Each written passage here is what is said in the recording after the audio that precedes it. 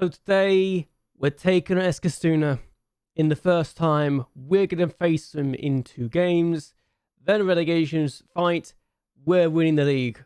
There's nothing else to say. Hello. Welcome everyone to JLABTV. I am JLAB and this is Football Manager 2022, the master with builder with Örgryte. We're taking on Eskilstuna today, and we might have started to build a gap at the top of the table. We've also about to hit the 1st of July. There's some jobs available, and let's just show you the jobs available because I'm very interested in seeing what you would think of the situation right now. So right now, these are the jobs available. Now, admittedly, I'm not going to be able to go for any of them, and I probably will not go for any new job for a while because I have no reason to. I'm about to get promoted, I feel like, this season. And yeah, all these jobs available. It's interesting to see some of the jobs that are available though, just generally. And given it's Austria as well, it's fascinating. I want to imagine Austria one time in the save because it makes sense as a German-speaking manager in the save, because Liechtenstein, German, makes sense that they will go to a German-speaking country like the Bundesliga, the Austrian Bundesliga, Switzerland as well. And yeah, it's just a very interesting situation where we can potentially go to those countries and manage there. But Man United have got no manager because their manager just left them after they just won the Champions League, which means they're no longer on the cards and we can't go to them, even if the Glazers are still there. Yeah, this is awkward. Manager just left them, Diego Simeone. He's won the Premier League and the Champions League in his time, and yeah, makes the United kind of not available on the cards anymore, which is slightly awkward, but what can you do? Arsenal are, though, as our hearts, and yeah, maybe we can go to one of those countries or clubs one days, and maybe even go to Nottingham Forest in the future, because, you know, former Champions League winners, they haven't got back up yet. They actually were in the Premier League after they get promoted in the first season as champions of the Championship, but yeah, it's interesting to see how they're doing these days. Good news, we have had our youth intake preview, and apparently it's going to be a good intake, with only one goalkeeper and 1 striker being something I could look forward to. Everything else, disappointing, but we're going to get promoted, I think, this year. And we're going to go over the games we've had since we last met, because, you know, we might as well show you why I'm so confident we're going up this year.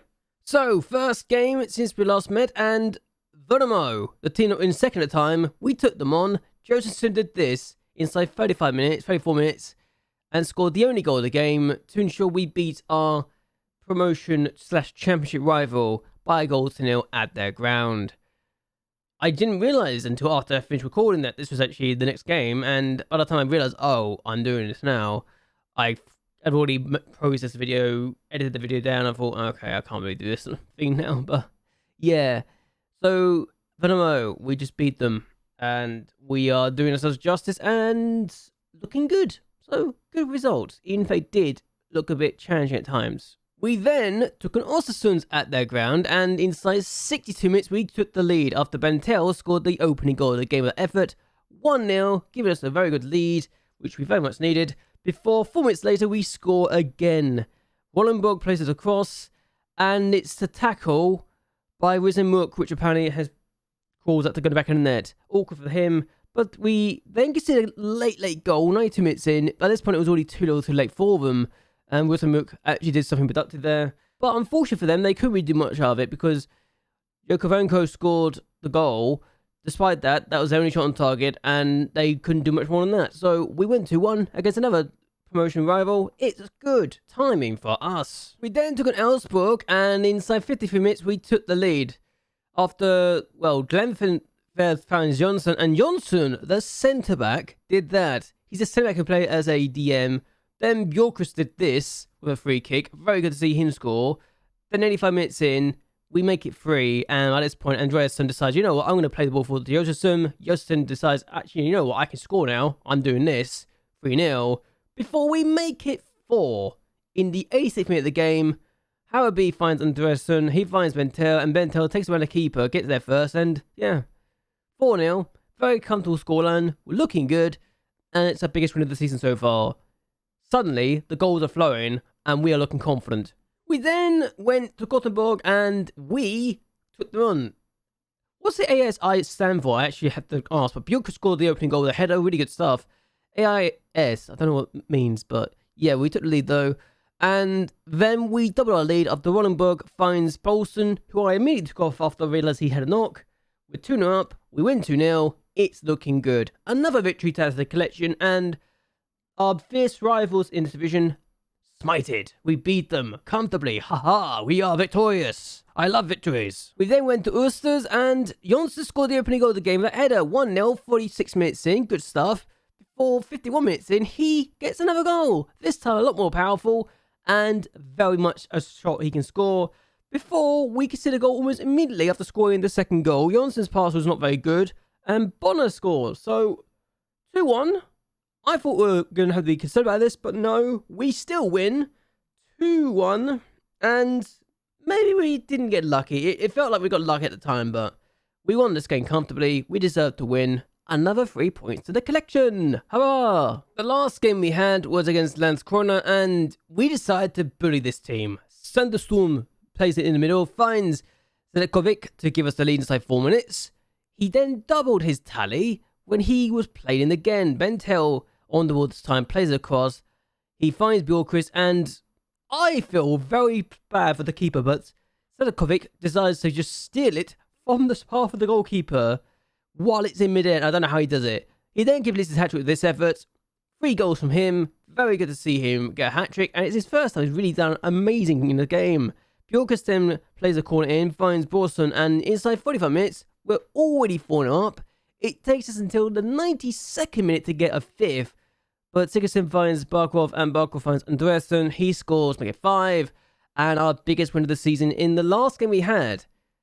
Shows you that we are very much a team to be feared, and we've won every game since we last met, and that is ridiculous, isn't it? It's pretty made even more ridiculous by the fact that we are now 9 points clear at the top of the table, having just dropped 4 points all year.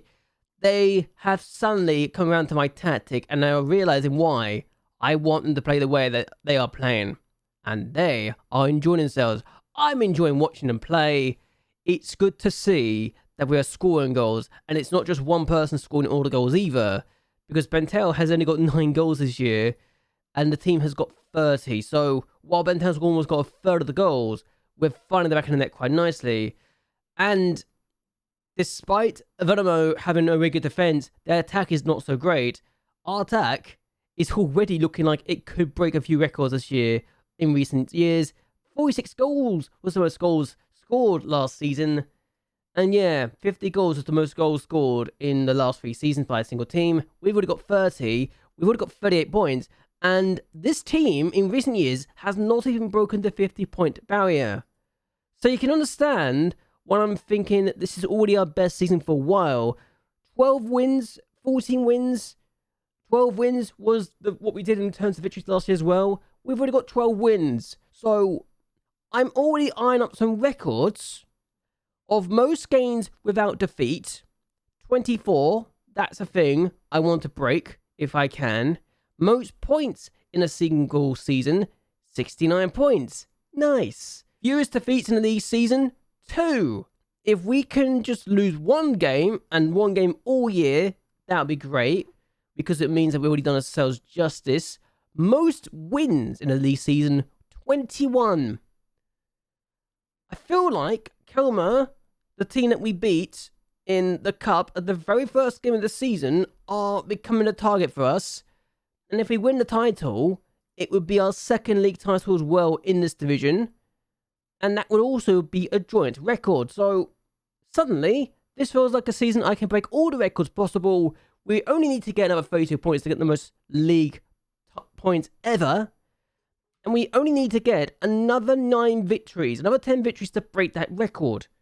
So 30 more points. We're practically at the league record for most points. And we would have broken the most league wins ever. So again, I'm excited. And if we could avoid being beaten this year, it'd be even more impressive, wouldn't it? So look at that. What's the most league goals actually as well? I need to find this out. Most goals, 68 goals. That might not be something we can break, but we're going to try anyway. 30 league goals. This could be fun. Anyway, Eskilstuna, they're 11th right now. They are 1 point clear of relegation playoffs. They are 3 points clear of relegation zone. You can understand my problem here, right? I want them to stay up. I don't want them to go down, but I also want to break all these records possible, which means I might need to not smash them as much as I probably will other times. So, yeah, we're easily the best team in the division. Only the fact that only 2 teams taking points off this year is incredible. I want to win. I really do.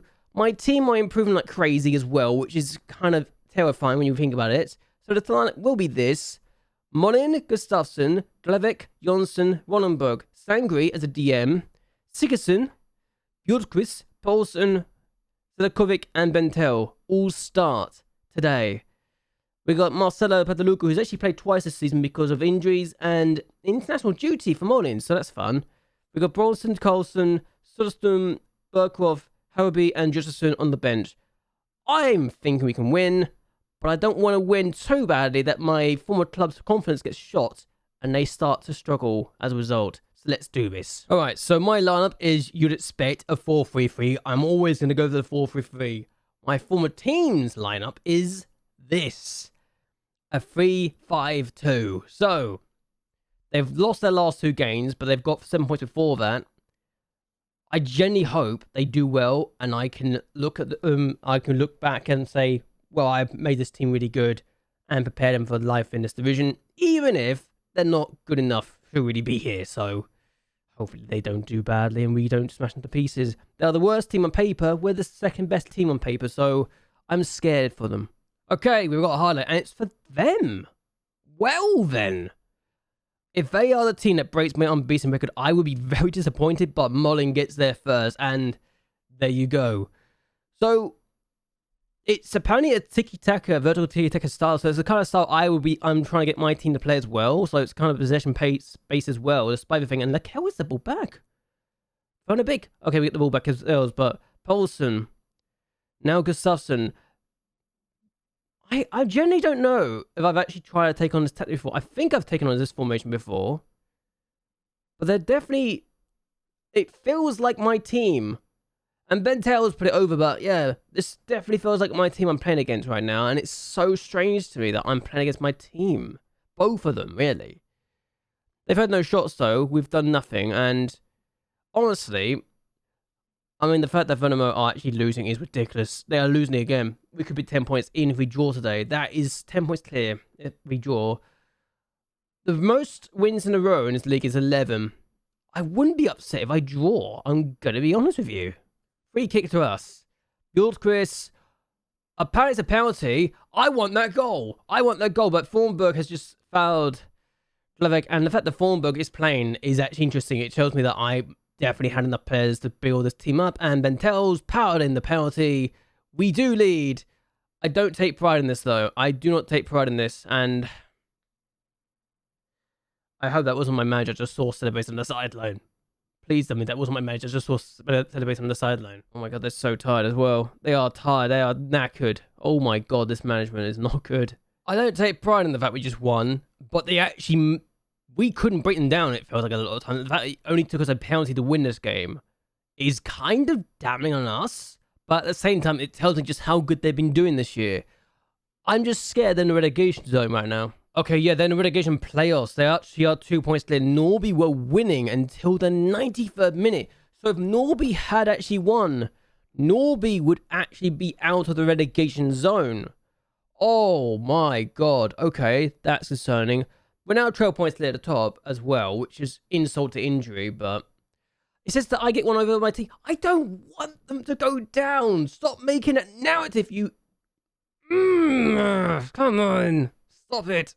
Oh, also, it's a good sign that this is going well, that they are saying that the players leading away from me at my team, and that 20 games in, I've already won a lot. It's become clear that Melker Jonsson is the heart of everything good Örgryte IS do under new manager Julian Frenger, who has enjoyed a fine start to life at Gala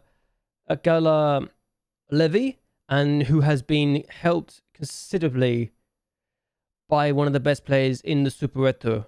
Örgryte will be looking to come through the busy mid-season period unscathed in order to keep their unlikely promotion challenge on track. Apparently, they will be disappointed with their struggles to sign players from lower divisions, and improvements are expected in this area sooner rather than later. Hello? I feel like I'm being... I don't like that. I don't like the fact that that's something that's actually brought up, but okay.